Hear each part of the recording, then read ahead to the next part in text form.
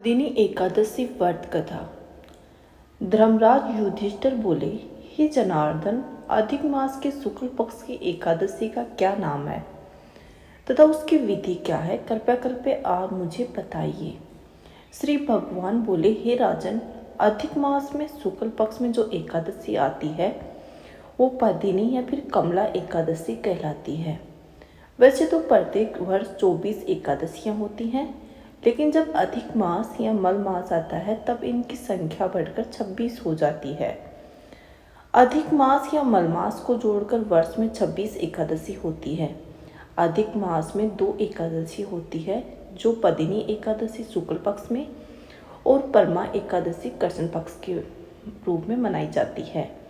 भगवान श्री कृष्ण ने अर्जुन को इस व्रत की कथा बताई है।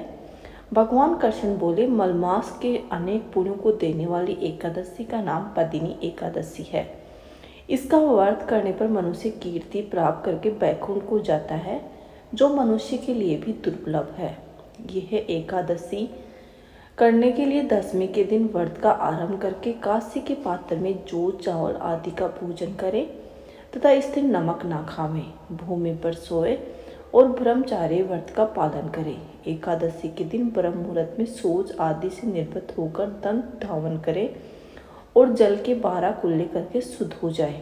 सूर्य उदय होने के पूर्व उत्तम तीर्थ में स्नान करने जाए। इसमें गोबर, मिट्टी, तिल तथा कुसा व आंवले के चूर्ण से विधि पूर्वक स्नान करें।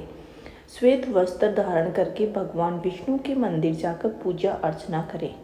हे मुनिवर, पूर्व काल में त्रेता युग में हय नामक राजा के वंश में कृतवीर्य नामक एक राजा महिष्मतिपुरी में राज्य करता था। उस राजा की 1000 परम प्रिय स्त्रियां थीं, परंतु उनमें से किसी को भी पुत्र नहीं था जो उनके राज्य का भार संभाल सके। देवता, पितर से तथा अनेक चिकित्सु आदि ने राजा ने पुत्र प्राप्ति के लिए काफी प्रयत्न किए, लेकिन वह असफल रहे।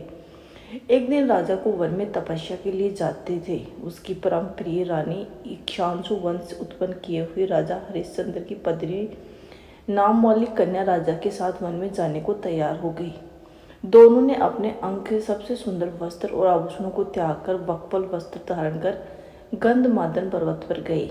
राजा ने उस पर्वत पर 10,000 वर्ष तक तप किया, परंतु फिर भी पुत्र की प्राप्ति नहीं हुई। तब पतिव्रता रानी कमल नयनी पदिनी ने अनुसया से कहा कि 12 मास से अधिक महत्वपूर्ण मलमास होता है, जो 32 मास पश्चात होता है।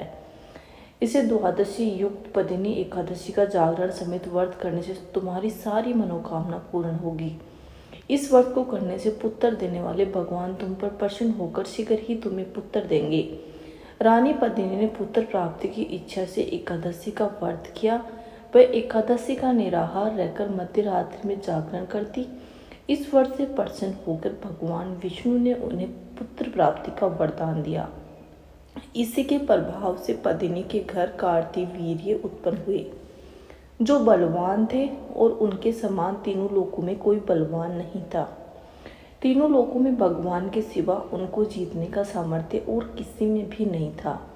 सो हे नारद, जिन मनुष्य ने मलमास शुक्ल पक्ष एकादशी का व्रत किया है, जो संपूर्ण कथा को पढ़ते या सुनते हैं, वो भी यश के भागी होकर विष्णु लोक को प्राप्त होते हैं। बोलो विष्णु भगवान की जय। ये थी एकादशी व्रत की कथा। इस कथा को एकादशी के दिन जरूर सुनना चाहिए।